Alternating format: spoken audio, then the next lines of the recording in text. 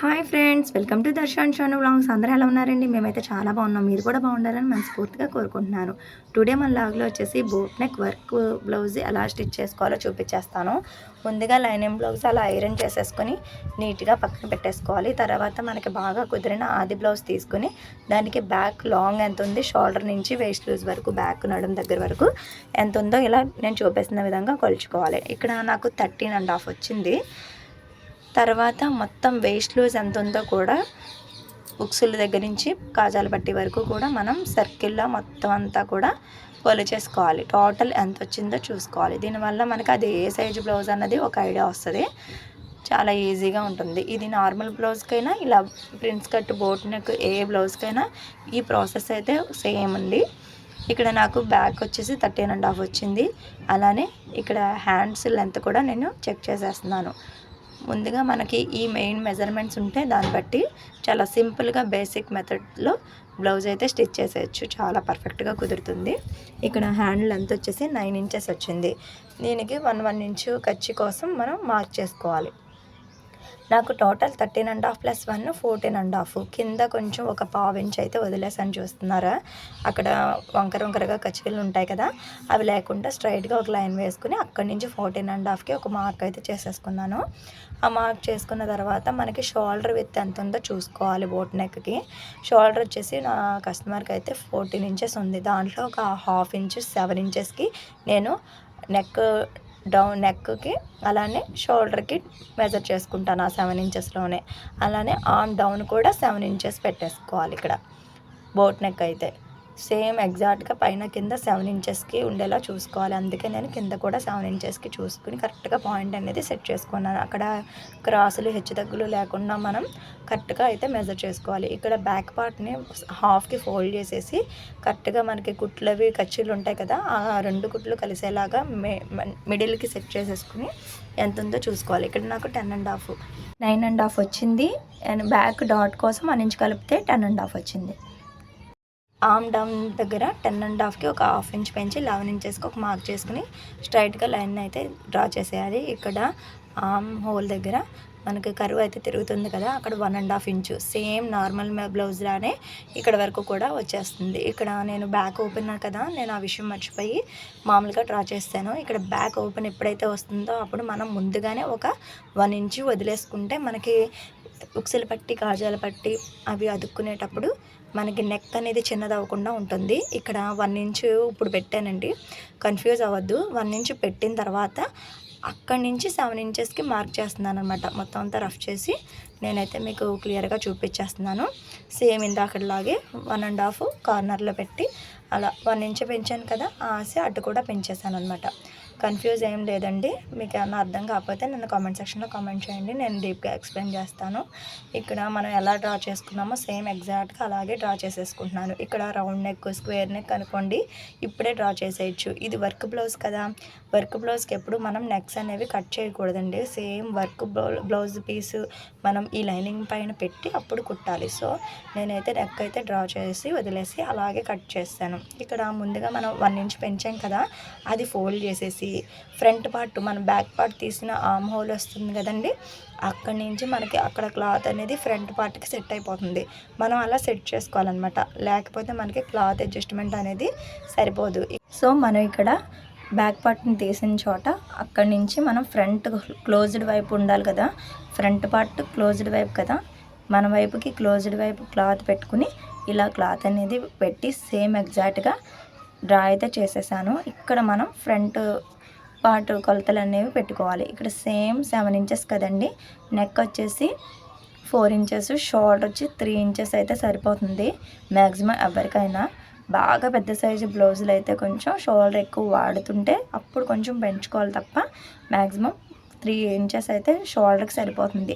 Shoulder దగ్గర నుంచి కరెక్ట్గా ఎగ్జాక్ట్గా 9.5 ఇంచెస్కి చెస్ట్ పాయింట్ అయితే సరిపోతుంది. ఈ సైజ్ బ్లౌజ్కి ఎంతంటే 14.5 బ్లౌజ్ కదా, 9.5కి మనకి చెస్ట్ పాయింట్ అది సరిపోతుంది అనమాట. ఇలా చూసుకోవచ్చు. మీకు డౌట్గా ఉంటే పైన ఖర్చు వదిలేసాను, కింద సరిగ్గా మనం షేప్ బెల్ట్ జాయింట్ చేస్తాం కదండి, అక్కడికి నాకు 11 ఇంచెస్ వచ్చిందా, 10 ఇంచెస్ వచ్చింది కదా, 10 ఇంచెస్కి ఒక 1 ఇంచ్ తగ్గించేసుకుని 9.5కి ఇలా మార్క్ చేసుకోవచ్చు. ఏమైనా డౌట్ ఉంటే అలా కూడా చెక్ చేసుకోవచ్చు. ఇక్కడ 9.5 ఇంచెస్కి పాయింట్ అనేది మార్క్ చేసుకున్నాను. ఇది చిన్న సైజ్ బ్లౌజ్ కదండి, 3.5 సరిపోతుంది మనకి.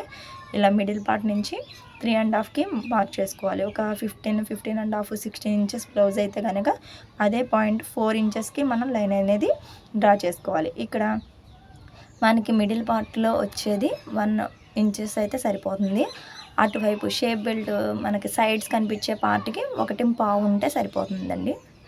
చూపిస్తున్న విధంగా 1.5 అటు 1 ఇంచ్ ఏమో ఇటు అలా డ్రా చేసుకోవాలి. పాయింట్స్ పెట్టుకుని ఇక్కడ నెక్ సైడ్దేమో మొత్తం ఇలా స్ట్రైట్గా సన్నగా మనం డాట్స్ వేస్తాం కదండి, అలా వేసుకోవాలి. అటు సైడ్స్ కనిపించే పీస్ సెపరేట్ పీస్ ఉంటుంది, అక్కడ మాత్రం 1 ఇంచుకి అలా మార్క్ చేసుకుని ఇది ఇలా కరువు షేప్లా తీసుకుంటూ అలా మార్క్ చేసుకోవాలి. కొంచెం కరువు ఎక్కువ తిరగాలి. ఎంత కరువు తిరిగితే అంత షేపు బాగుంటుంది మనకి. ఫ్రంట్ పార్ట్ చూడటానికి ఇలా షేప్ కనిపించకుండా అలా ఉంటుంది కదా, అలా లేకుండా నీట్గా ఇలా కరువు తిప్పడం వల్ల మనకి షేప్ బాగా తగిలి లుక్ బాగుంటుందండి. శారీ కట్టుకున్నప్పుడు అది కూడా చాలా లుక్ బాగుంటుంది. తర్వాత ఇక్కడ కార్నర్ పాయింట్లో సరిగ్గా సెంటర్లో అలా పాయింట్లో మనం ఒక అక్కడి నుంచి తీసుకొస్తూ ఈ పాయింట్కి కలిపేయాలి. చెస్ట్ పాయింట్కి అక్కడ ఒక 1/4 ఇంచు కింద వైపుకి సైడ్స్ జాయింట్స్ వేస్తాం చూడండి, ఆ వైపుకి 1/4 ఇంచు డౌన్ పెట్టి మార్క్ చేసాను చూసారా, అక్కడ చిన్న పీస్ మనకి తగ్గించుకోవాలండి. దానివల్ల మనకి చంకల్లో ముడతలు అవి రాకుండా బాగుంటుందన్నమాట. ఇక్కడ ఫ్రంట్ పార్ట్ ఏం చేయాలంటే మనం ఒక 1/4 ఇంచు లోపలికి మార్క్ చేసుకోవాలి. ఇప్పుడు నేను చూపిస్తున్న విధంగా. మామూలు బ్లౌజులకైతే ఇప్పుడు ఎలా ఉంది అక్కడ 1/2 ఇంచ్ తీసేస్తాం కదా లోతుకి. ఈ బోట్ నెక్స్కి ముందుకి ఒక పాయింట్ డాట్ పెట్టుకుని ఇలా క్రాస్గా లైన్ డ్రా చేసి అక్కడి నుంచి కార్నర్ ఉంటుంది కదా, ఆ కార్నర్ నుంచి 1.5 ఇంచు అలా ఈ సైడ్స్ని తీయాలన్నమాట. నెక్ వైపుకి కరువు క్రాస్గా వస్తుంది చూస్తున్నారా, ఆ కరువులో రావట్లేదు, ఇటువైపు వస్తుంది నెక్ వైపు దగ్గర నుంచి. ఇలా తీయడం వల్ల మనకి ముడతలు రాకుండా చాలా పర్ఫెక్ట్గా ఫిట్ అయిపోతుందండి బ్లౌజ్ అనేది. సేమ్ ఎలా డ్రా చేసామో ఎగ్జాక్ట్గా అలా మనం కటింగ్ అయితే చేసేసుకోవాలి. ఇక్కడ ఇంకో పాయింట్ అండి, మనం ఈ పాయింట్ నుంచి ఒక 1/4 ఇంచ్ ఎక్స్ట్రా పెట్టుకోవాలి. ఇక్కడ 1/4 ఇంచ్ ఎక్స్ట్రా పెట్టి, ఎందుకంటే మన ఆ కరువులో ఒక 1/4 తీసేస్తున్నాం కదా, ఆ ఆసి మనకి తగ్గకుండా హ్యాండ్ జాయిన్ చేసినప్పుడు ఖర్చు భాగం తగ్గకుండా పెడతాం. ఇక్కడ వచ్చేసి ఒక 1.5 2.5 ఇంచులు అయితే తగ్గుతుంది కదా, ఆ ఆసి మనం అటువైపు సైడ్ జాయిన్ చేసినప్పుడు ఫ్రంట్ పార్ట్ తగ్గిపోకుండా మనం ఒక 1.5 ఇంచు పెంచేసుకోవాలి. ఇక్కడ పెంచుకుని అలా క్రాస్గా కొట్టేసేయాలి బాక్స్ లాగా. చూస్తున్నారా, సేమ్ ఎలా డ్రా చేసామో అలాగా మొత్తం అంతా కట్ చేసేసుకోవాలి. మొత్తం అంతా స్ట్రైట్గా కటింగ్ కూడా క్రాస్ అవి లేకుండా ఎలా డ్రా చేసామో అలా ఎగ్జాక్ట్గా కటింగ్ అయితే చేసేసుకోవాలి. ఇక్కడ కూడా ఫ్రంట్ పార్ట్ నెక్ అయితే నేను కట్ చేయట్లేదండి, సేమ్ వర్క్ బ్లౌజ్ ఎలా ఉందో సేమ్ ఎగ్జాక్ట్గా అలాగే వచ్చేస్తుంది. మనం నార్మల్గా కూడా ఇలాగే స్టిచ్ చేసుకోవచ్చు, సేమ్ ప్రాసెస్ అండి. నెక్ అయితే మన నెక్ మెజర్మెంట్ని బట్టి పాయింట్ పెట్టుకుని నెక్ అయితే డ్రా చేసేసుకొని యాజ్ ఇట్ ఈజ్ అలా కటింగ్ అయితే చేసేసుకోవచ్చు. లైనింగ్ బ్లౌజ్ అయినా ప్లెయిన్ బ్లౌజ్ అయినా కూడా కట్ చేసేసుకోవచ్చు. వర్క్ బ్లౌజ్కి మాత్రం కట్ చేయకూడదు. ఇక్కడ షోల్డర్ పార్ట్ 3 ఇంచెస్కి మనం పాయింట్ పెట్టుకున్నాం కదా, అక్కడ ఒక 1/2 ఇంచు మనం జాయిన్ చేసుకోవడానికి వదిలేసి అక్కడి నుంచి ఎంత ఉందో ఒకసారి అయితే చెక్ చేసేసుకోవాలండి. ఇక్కడ నాకు 10 ఇంచెస్ వచ్చింది. 10 అంటే ఇక్కడ ఒక 1/2 ఇంచు తగ్గించేసి 9.5 ఇంచెస్ గుర్తుపెట్టుకోండి. ఇది ఎందుకంటే హ్యాండ్ అసలు ఎంత విత్తులో తీసుకోవాలన్నది ఒక ఐడియా కోసం అండి. ఇక్కడ మనం ఇలా 4 ఫోల్డ్స్ వేస్తాం కదా, ఇది డబల్గా 2 హ్యాండ్స్కి ఒకేసారి కటింగ్ అయితే చేసుకుంటాం కదా, కింద కొంచెం ఖర్చుల కోసం తీసేయాలండి. ఇది మన హెచ్చు తగ్గులు ఉంటుంది కదా వేస్ట్కి, అది పోతుంది ఒక 1/4 ఇంచు. తర్వాత ఇప్పుడు మనం మెజర్ చేసుకున్నాం కదా 9.5 ఇంచెస్కి అలా ఉందో లేదో చెక్ చేసుకోవాలి. మడత మీద 4 మడతల మీద చూసుకుని అప్పుడు మనం 9 ఇంచెస్కి ప్లస్ 1 ఇంచ్ ఎక్స్ట్రా యాడ్ చేసుకోవాలి కదండి. 10 ఇంచెస్కి ఒక పాయింట్ పెట్టుకొని ఆ పాయింట్ నుంచి లోపలికి 1 ఇంచ్ పెట్టుకోవాలి. ఇది ఆర్మ్ డౌన్ వైపు కూడా మనం 10 ఇంచెస్కి పెట్టుకుని అక్కడి నుంచి డౌన్కి 3 ఇంచెస్కి మార్క్ చేసుకోవాలి. ఇక్కడ 10 ఇంచెస్ దగ్గర నుంచి పాయింట్కి లోపలికి 1 ఇంచ్ పెట్టుకుని ఆ 1 ఇంచ్ నుంచి కొంచెం డౌన్ చేసుకుంటూ అక్కడ డౌన్లో 3 ఇంచెస్ డౌన్కి పెట్టిన పాయింట్కి అలా మనం షేప్ అయితే డ్రా చేసుకోవాలండి. ఇది హ్యాండ్ షేప్ అయితే పర్ఫెక్ట్గా వచ్చేస్తుంది. ఇప్పుడు హ్యాండ్ లూజ్ ఎంత ఉందో కూడా మనం కింద చెక్ చేసేసుకోవాలి. నాకైతే ఇక్కడ 5 ఇంచెస్ అయితే వచ్చిందండి. ఇక్కడ మనం ఎక్స్ట్రా ఖర్చు కోసం 2 ఇంచెస్ అయితే పెట్టుకుంటాం కదా, ఆ 2 ఇంచెస్ మార్క్ చేసుకోవాలి. ఇప్పుడు ఆ పాయింట్ ఈ పాయింట్ కలుపుకుంటూ ఇలా క్రాస్గా డ్రా అయితే చేసేసుకోవాలి. ఇదే మనకి హ్యాండ్ పీస్ అండి. ఇక్కడ కూడా వర్క్ ఉంటుంది కదా హ్యాండ్ దగ్గర, వర్క్ బ్లౌజ్ పీసు ఇది పెయిన్ పెట్టేసి టర్న్ చేసుకోవడమే. ఇవన్నీ కూడా నెక్స్ట్ వీడియోలో నేనైతే షేర్ చేస్తానండి, స్టిచ్చింగ్ వీడియో. ఇది ఓన్లీ కటింగ్ వీడియో, లెంత్ ఎక్కువ అవుతుందని చెప్పేసి ఓన్లీ కటింగ్ అయితే షేర్ చేస్తున్నానండి. పర్ఫెక్ట్గా ఉంటుంది. మీరు కూడా ఇలా ట్రై చేసి ఎలా వచ్చిందో నాకైతే కామెంట్ సెక్షన్లో కామెంట్ చేయండి. వీడియో నచ్చితే వెంటనే లైక్ చేయండి. అలానే మీ ఫ్రెండ్స్కి, మీ ఫ్యామిలీ మెంబర్స్ అందరికీ షేర్ చేయండి. మీకు ఏమైనా డౌట్స్ ఉంటే కామెంట్ సెక్షన్లో అడగటం అయితే నన్ను మర్చిపోకండి. ఇక్కడ మన హ్యాండ్ షోల్డర్ దగ్గర జాయిన్ చేసే ప్లేస్లో అలా మిడిల్లో ఒక టక్స్ అయితే ఇచ్చేసుకోవాలండి. దీనివల్ల మనకి సెంటర్ పాయింట్ అది తెలుస్తుంది.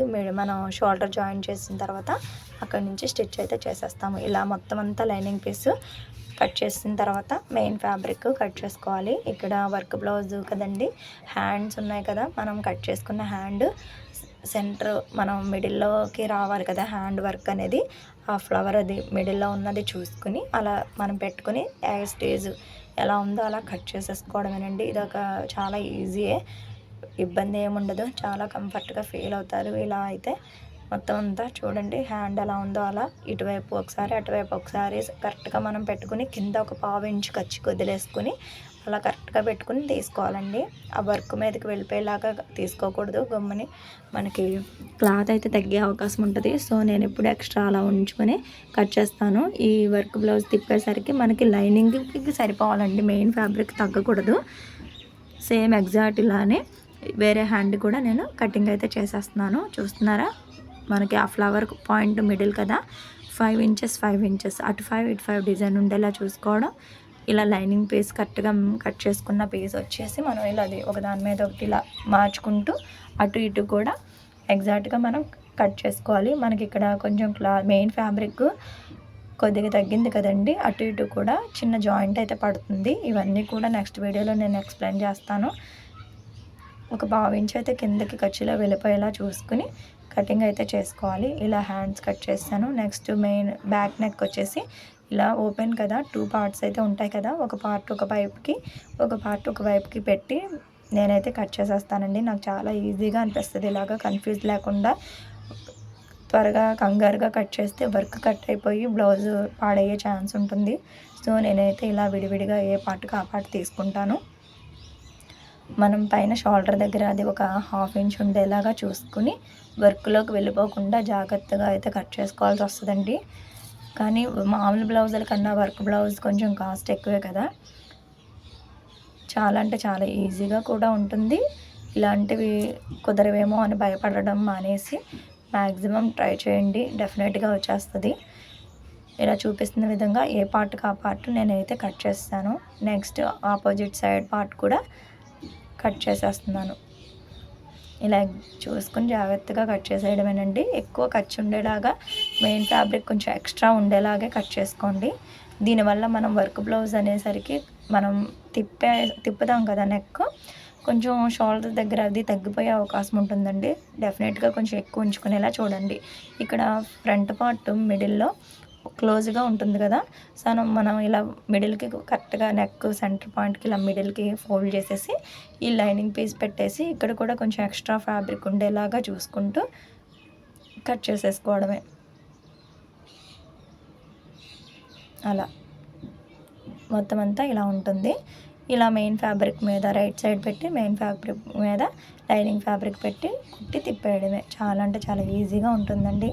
ఇక్కడ సైడ్స్ వస్తాయి కదండి, అవి కూడా 2 పార్ట్స్ ఒకేసారి వచ్చేసేలాగా ఇలా 2 పెట్టేసి ఒకదానిపైన ఒకటి కట్ చేసేయడమే. వీడియో నచ్చితే వెంటనే లైక్ చేయండి ప్లీజ్. ఇప్పటి వరకు మన ఛానల్ని సబ్స్క్రైబ్ చేసుకోకపోతే వెంటనే సబ్స్క్రైబ్ చేసుకోండి. బెల్ ఐకాన్ని క్లిక్ చేస్తే ఆల్ నోటిఫికేషన్ వస్తుంది, అది సెలెక్ట్ చేసుకోండి. దీనివల్ల నేను ఎప్పుడు ఏ వీడియో పెట్టినా అది మీ వరకు నోటిఫికేషన్ వచ్చేస్తుంది. ఇలా మొత్తం అన్నీ కూడా కట్ చేసేసుకుని ఇలా ఎక్స్ట్రా ఉన్నది కూడా కట్ చేసేసుకుని మనం అన్నీ రెడీగా అయితే పెట్టేసుకోవాలి. నెక్స్ట్ ఇక్కడ మనం బ్యాక్ నడుం పట్టి అలానే బోట్ నెక్కి ప్రిన్స్ కట్ కదా, ఫ్రంట్కి కూడా పట్టి అయితే కావాలి. దానికోసం నేను కాటన్ పీస్తోనే 1.5 ఇంచులో పీసెస్ అయితే కట్ చేసి పెట్టుకుంటున్నాను. ఫ్రంట్కి బ్యాక్కి వచ్చేలాగా 4 పీసెస్ అయితే వచ్చేసినాయి. ఇక్కడ మనం కాటన్ పీస్ కాకుండా గోటు కూడా వేసుకోవచ్చు. అంతే ఫ్రెండ్స్, నెక్స్ట్ వీడియోలో కలుద్దాం. Bye bye.